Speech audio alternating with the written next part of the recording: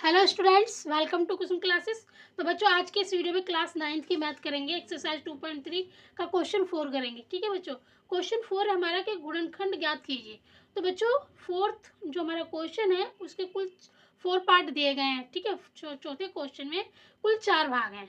ठीक है बच्चों, तो इस जो ये चारों भाग हैं बच्चों, ये द्विघात बहुपद हैं। ठीक है, जो चारों क्वेश्चन है ये देखिए, एक्स की घात कितनी 2 है। मतलब ये जो चारों क्वेश्चन है ना, ये द्विघात बहुपद है। तो बच्चों, इस क्वेश्चन को हम दो तरीकों से कर सकते हैं, लेकिन जो मैं मतलब इस क्वेश्चन को सॉल्व करने के लिए जो तरीका यूज करने जा रही हूँ वो एक ही तरीके से चारों क्वेश्चन में सॉल्व करूंगी। हो सकता है मैं चारों ना करवा पाऊँ बच्चों, इस वीडियो में एक करवा देती हूँ अच्छी तरीके से, क्योंकि मतलब कुछ प्रॉब्लम है, इसकी वजह से मैं कल के वीडियो में ये चारों पार्ट करवाऊंगी। आज सिर्फ एक ही पार्ट करवा रही हूँ, तब तक आप खुद कोशिश करना। तो चलिए पहले पार्ट का आंसर मैं स्टार्ट कर रही हूँ। पहला है 12x² माइनस में 7x प्लस में 1।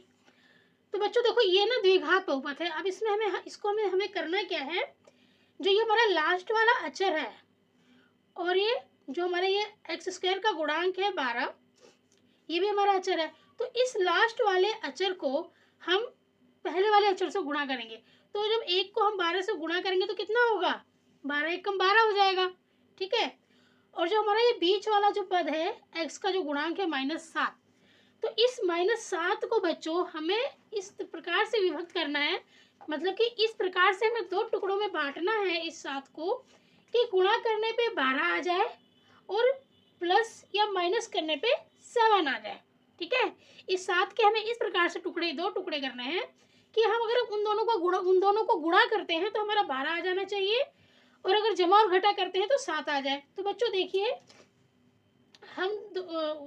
हम 7 को इस प्रकार विभक्त कर सकते हैं दो हिस्सों में। देखिए, एक तो मैं अगर 4 और 3 को अगर मैं गुणा करूँ, 4 3 12 हो जाएगा, और 4 और 3 को अगर मैं जमा करूँ तो 7 भी आ जाएगा। तो इसके साथ मैं माइनस ले लूँगी 4x, और यहाँ पे -3x हो जाएगा।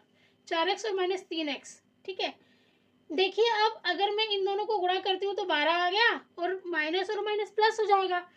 तो 3 और 4 को जब हम जमा करेंगे तो 7 आ जाएगा, और बड़ी संख्या के साथ वाला निशान यहाँ आ जाएगा, तो ये -7 भी आ जाएगा। और x तो यहाँ पर हम लगा ही हुआ है, तो x तो हमारा ये रहेगा ही रहेगा 4। ठीक है, तो इस प्रकार से इसको हम दो हिस्सों में विभक्त करेंगे। तो चलिए हम करते हैं इसको। 12x²। अब देखिए, यहाँ पे इसको हमने दो हिस्सों में यहाँ तोड़ दिया ना बच्चों, तो हम यहाँ लिखेंगे -4x। ये x तो आएगा ही, दोनों के साथ आएगा। ठीक है, इसके साथ भी आएगा, इसके साथ भी आएगा। -4x -3x, ये हमने दो हिस्सों में तोड़ा इसको, और प्लस में 1। ठीक है, ये हो गया। अभी हमारे 4 हो गए, 1 2 3 4 हो गए। ठीक है, 4 पद हो गए। अभी देखिए यहाँ पर, अब हम क्या करेंगे, इन दोनों में से कॉमन ले लेंगे और इन दोनों में से कॉमन ले लेंगे। तो देखिए, अब यहाँ पे हमारा है 12 और यहाँ पर है 4। तो अगर मैं 4 को 12 लेती हूँ, 4x को 12 लेती हूँ, तो 4 3 12। ठीक है, तो देखिए मैंने यहाँ पे 4x को 12 कॉमन लूँगी, क्योंकि x यहाँ पर भी है, x यहाँ पर भी है, 4 इसमें भी आ रहा है, 4 यहाँ पर भी है। तो 4x को कॉमन ले लिया, तो यहाँ पे क्या आ जाएगा, अंदर 3x आ जाएगा। इन दोनों को गुणा करोगे ना, 4 3 12, तो 4 को और 3 को गुणा किया तो अपने 12 ही आ गया। x और x को गुणा किया तो x² आ गया। तो हमारा ये बिल्कुल करेक्ट है। अब यहाँ देखिए माइनस है, तो हम माइनस का निशान लगा देंगे, और हमने तो 4x कॉमन ले लिया बच्चों यहाँ पर, तो यहाँ पर हमारा क्या आ जाएगा, 1 आ जाएगा।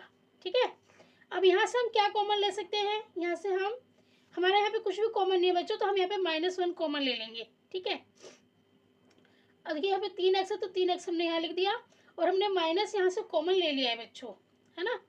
तो यहाँ पर हमारा क्या आ जाएगा, माइनस आ जाएगा, -1। क्यों आया, क्योंकि माइनस तो कॉमन ले चुके हैं, प्लस में से एक माइनस बाहर आ गया है, तो माइनस बच गया, इसलिए माइनस यहाँ पर आ गया। ठीक है, अब इसको आप इस प्रकार से भी चेक कर सकते हो। अगर -1 को 3x से गुणा करोगे तो -3x आ जाएगा। अब -1 को -1 से गुणा करोगे तो 1 1 कम 1, और माइनस प्लस का 1 आ जाएगा। तो इस प्रकार से हमारा ये सही है। अब देखिए, ये जो दोनों ब्रैकेट है ना, दोनों ब्रैकेट ये हमारा सेम होना चाहिए, और यहाँ पर हमारा सेम है, तो इन दोनों ब्रैकेट में जो भी है हम इसको एक ब्रैकेट में लिख लेंगे। ठीक है, और जो हमारा ये है इसको हम एक ब्रैकेट में लिख लेंगे, 4x माइनस में 1। तो बच्चों इस प्रकार से ये हमारा आंसर हो जाएगा। ठीक है, अब सेकंड पार्ट है बच्चों, सेकंड पार्ट का में जो है क्वेश्चन 2x स्क्वायर प्लस में 7x प्लस में 3। तो बच्चों देखिए इसको भी ऐसे ही करेंगे हम। जो ये 3 है ना, लास्ट वाला जो हमारा अचर है, इसको हम, जो हमारा ये फर्स्ट नंबर का अचर है 2, इससे हम गुणा करेंगे। ठीक है, तो 3 दूनी कितना हो जाएगा, 6 हो जाएगा। इस 3 को 2 से हम गुणा करेंगे तो 3 दूनी 6 हो गया। अब बीच वाला हमारा 7x है, कितना है, 7x है, प्लस का 7x है। ठीक है, तो इस प्लस के 7x को हमें ऐसे दो हिस्सों में बांटना है बच्चों कि गुणा करने पे 6 आए और जमा घटा करने पे हमारा 7 आ जाए। ठीक है, जमा घटा करने पे हमारा 7 आए और गुणा करने पे 6 आए। तो हम इसके दो हिस्से इस प्रकार से करेंगे, 6 एकम 6, 6 एकम 6, 6 और 1 ले लेते हैं। तो देखिए 6x प्लस में 1x। ठीक है, 1x। अब आपने, अगर अब आप 6 को 1 से गुणा करोगे तो 6 कम 6 आ गया, और 6 और 1 को जमा करोगे तो 7 भी आ जाएगा। तो ये दोनों टुकड़े हम लेंगे। ठीक है, ये जो दो हमने 7 को 2 हिस्सों में डिवाइड किया है, इन्हीं अंकों को हम ले लेंगे यहाँ पे। तो देखिए 2x स्क्वायर है तो हमने यहाँ पे 2x स्क्वायर लिख लिया। अब प्लस में 6x लिखेंगे, प्लस में 1x है तो हम यहाँ पे 1x भी, सिर्फ x भी लिख सकते हैं, और प्लस का 3। अब बच्चों इसमें से हम कॉमन ले लेंगे। तो देखिए 2x स्क्वायर है तो हम यहाँ पे 2 कॉमन ले लेते हैं, 2x, फिर यहाँ पे 1x बच गया, प्लस में 2 3 6, 3 बच गया बच्चों। जब 2 यहाँ से बाहर आ गया तो 3 बच गया। अब यहाँ पर कुछ भी कॉमन नहीं है तो हम यहाँ पर प्लस का 1 कॉमन ले लेंगे। ठीक है बच्चों, और x प्लस 3 हम अंदर लिख देंगे।